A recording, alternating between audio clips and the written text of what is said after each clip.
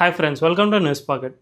ప్రస్తుతం నేపాల్లో అస్థిర పరిస్థితులు నెలకొన్న నేపథ్యంలో కేంద్ర హోంశాఖ అప్రమత్తమైంది. భద్రతా బలగాలకు సరిహద్దుల వద్ద చాలా కీలకమైన ఆదేశాలు జారీ చేసింది. అదేమిటంటే జనరల్గా పొరుగు దేశాల్లో ఈ విధంగా అస్థిర పరిస్థితులు నెలకొన్నప్పుడు భద్రతను కట్టుదిట్టం చేస్తూనే ఉంటారు, అది సహజమే. కానీ నేపాల్ నుంచి మన ఇండియాలోకి ఈజీగానే రావచ్చు. ఇరు దేశాల మధ్య వీసా ఒప్పందం లేదు కాబట్టి ఈజీగానే రాకపోకలు సాగుతూనే ఉంటాయి. అయితే ఇదే క్రమంలో నేపాల్ నుంచి అక్రమంగా ఆయుధాలు భారీ ఎత్తున మన ఇండియాలోకి స్మగుల్ అవుతూ ఉన్నాయి. ఇది గతంలో చాలామందిని ఇటువంటి వారిని అరెస్ట్ చేశారు. ఈ నేపథ్యంలో ప్రస్తుతం అస్థిర పరిస్థితులు నెలకొన్న తరుణంలో అక్కడ తాత్కాలిక ప్రభుత్వం ఏర్పడినా కూడా పూర్తి స్థాయి ప్రభుత్వం కాకపోవడంతో గతంలో వచ్చినట్లు అక్రమ ఆయుధాలు మరింత ఎక్కువగా వచ్చే అవకాశం ఉంది అని సెంట్రల్ గవర్నమెంట్కు నిఘా వర్గాలు సమాచారం ఇచ్చినట్లు తెలుస్తోంది. దీంతో కేంద్ర హోంశాఖ సరిహద్దు వద్ద ఇంతకు ముందు కంటే భద్రతను మరింత కట్టుదిట్టం చేసినట్టు సమాచారం. ముఖ్యంగా పాకిస్తాన్ ఈ అక్రమ ఆయుధాల సరఫరాలో చాలా కీలకమైన పాత్ర పోషిస్తోంది. పాకిస్తాన్ దుబాయ్ ఆర్ టర్కీ ఇటువంటి దేశాల నుంచి అక్రమంగా గూడ్స్ను స్మగుల్ చేసుకుని వాటిని నేపాల్ మీదుగా మన ఇండియాలోకి పంపిస్తున్నట్టు తెలుస్తుంది. ముఖ్యంగా నేపాల్ నుంచి మన ఇండియాలోకి వచ్చే ఆయుధాల్లో టర్కిష్ జిగానాలు, అమెరికన్ బెరెటా అండ్ స్లోవేకియన్ పిస్టోలు చాలా ఎక్కువగా ఉంటూ ఉన్నాయి. మన దేశంలో ఉండే గ్యాంగ్స్టర్లు అందరూ ఉపయోగించేవి ముఖ్యంగా ఈ 3 పిస్టోలే అని కేంద్ర హోంశాఖ గతంలోనే వెల్లడించింది.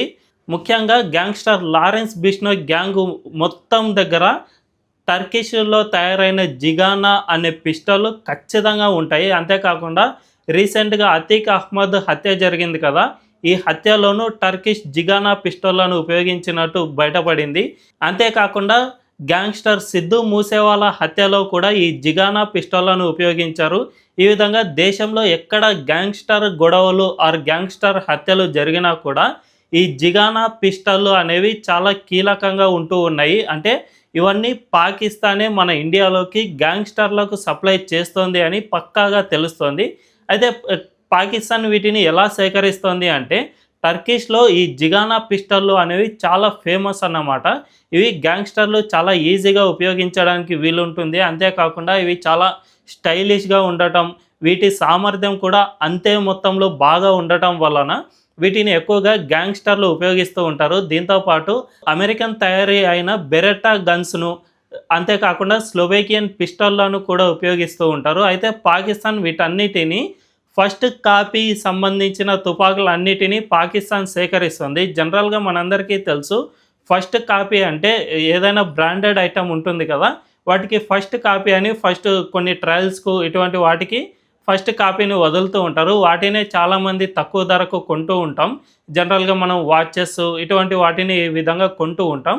అయితే తుపాకుల్లో కూడా ఈ విధంగా ఫస్ట్ కాపీ అనేది తయారవుతుంది. ఈ ఫస్ట్ కాపీలను సేకరించడంలో పాకిస్తాన్ చాలా కీలక పాత్ర పోషిస్తోంది. వీటన్నిటిని దుబాయ్ కేంద్రంగా పాకిస్తాన్ టర్కీ నుంచి సేకరిస్తూ ఉంది. ఆ తర్వాత దుబాయ్ నుంచి ఇస్లామాబాద్కు 175 కిలోమీటర్ల దూరంలో ఉన్న దరా ఆడమ్ ఖేల్ అనే టౌన్కు తరలిస్తుంది. ఈ టౌన్ చాలా వరకు ఇల్లీగల్ ఆర్మ్డ్ గూడ్స్ను సప్లై చేయడంలో ఈ టౌన్కు చాలా ప్రసిద్ధి చెందింది. దాదాపు 20,000 కుటుంబాలు ఈ ఇల్లీగల్ ఆర్మ్స్ను సప్లై చేయడం మీదుగానే బతుకుతూ ఉన్నాయి. అంటే ఎంత మొత్తంలో ఈ టౌన్లో విక్రయాలు జరుగుతున్నాయో మనందరికీ అర్థమవుతుంది. అయితే ఈ టౌన్కు చేర్చిన తర్వాత పాకిస్తాన్ ఐఎస్ఐ కీలక పాత్ర పోషిస్తుంది. వీటిని నేపాల్ నుంచి మన ఇండియాకు సప్లై చేయడానికి ఐఎస్ఐ ప్రముఖ పాత్ర పోషిస్తుంది. వీటిని మొదట నేపాల్ మీదుగా తరలిస్తారు. నేపాల్లో కస్టమ్స్ శాఖ అనేది అంత పటిష్టంగా లేదు. అక్కడ చాలామంది అవినీతికి పాల్పడుతున్న అధికారులు చాలామంది ఉన్నారు. మనందరికీ తెలుసు, ప్రస్తుతం జన్జీ ప్రొటెస్టుల్లో కూడా అవినీతికి వ్యతిరేకంగానే ఉద్యమం జరిగింది. ఈ విధంగా అధికారులు సైతం అవినీతికి పాల్పడుతూ ఉండటంతో ఈ ఇల్లీగల్ ఆర్మ్డ్ గూడ్స్ను నేపాల్ మీదుగా తరలించడానికి చాలా ఈజీగా మారింది. సో ఐఎస్ఐ వీటిని నేపాల్కు చేర్చిన తర్వాత మన ఇండియాకు నేపాల్కు మధ్య పటిష్టమైన బార్డర్ ఏమీ లేదు.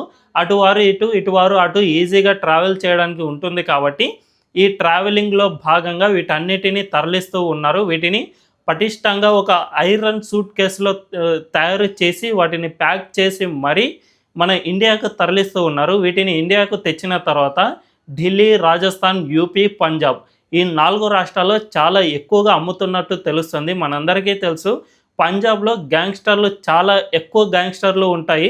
అమృత్ పాల్ సింగ్, సిద్ధు మూసేవాలా, లారెన్స్ బిష్నోయ్ ఇటువంటి గ్యాంగ్‌స్టర్లు చాలా ఎక్కువగా పంజాబ్‌లో ఉంటారు. అంతేకాకుండా యూపీలో కూడా గతంలో గ్యాంగ్‌స్టర్లు చాలా ప్రభావం చూపించేవారు. ఇప్పుడు యోగి ఆదిత్యనాథ్ ప్రభుత్వంలో కాసంత తగ్గుముఖం పట్టినా కూడా మరికొద్దిమంది ఇంకా అక్కడ ప్రభావం చూపుతూనే ఉన్నారు. ఈ విధంగా ఎక్కడైతే గ్యాంగ్‌స్టర్లు ఎక్కువగా ఉన్నారో వారికి ఇల్లీగల్ ఆర్మ్స్ సప్లై అవుతూ ఉన్నాయి.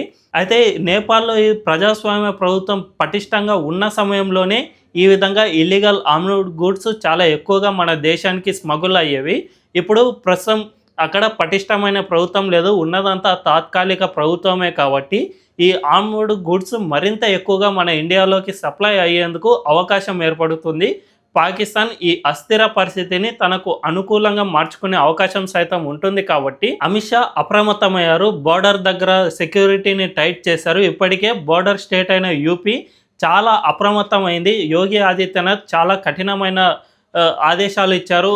యూపీ అండ్ నేపాల్కు మధ్యలో 4 అడవులు అండ్ 2 నదులు ఈ విధంగా ఉండటంతో అడవులు, నదులు ఇటువంటివి ఈ ఇల్లీగల్ ఆర్మ్స్ సప్లై చేయడానికి చాలా ఈజీగా ఉపయోగపడతాయి కాబట్టి ఈ ప్రాంతాలన్నిటిలో సెక్యూరిటీని టైటన్ చేశారు. ఒక్క ఈగ కూడా లోనికి రాకూడదు అనే విధంగా స్పష్టమైన ఆదేశాలు ఇచ్చారు. అంతేకాకుండా ప్రస్తుతం కేంద్ర హోంమంత్రి అమిత్ షా సైతం ఈ ఆదేశాలు ఇవ్వడంతో నేపాల్ బోర్డర్ దగ్గర సెక్యూరిటీ పూర్తిగా టైటన్ అవుతున్న పరిస్థితి మనందరికీ కనిపిస్తుంది. సో భవిష్యత్తులో ఈ ఇల్లీగల్ ఆర్మ్డ్ గూడ్స్ను మరింత ఎక్కువగా మన భద్రతా బలగాలు పట్టుకునేందుకు అవకాశం ఏర్పడుతుంది. దీన్ని బట్టి చూసుకుంటే బోర్డర్ దగ్గర పరిస్థితిని కేంద్ర హోంమంత్రి అమిత్ షా ఎల్లప్పుడూ పర్యవేక్షిస్తూనే ఉన్నారు. ఏ చిన్న ఇబ్బంది కలిగినా కూడా వెంటనే అధికారులకు స్పష్టమైన ఆదేశాలు ఇవ్వడం ద్వారా వాటన్నిటిని అడ్డుకునే ప్రయత్నం చేస్తూ ఉన్నారు. సో ఎల్లప్పుడూ మన దేశాన్ని కంటికి రెప్పలా కాపాడుకునేందుకు అమిత్ షా ఎంత కఠినబద్ధంగా ఉన్నారో ఈ విషయం ద్వారా అర్థమవుతుంది.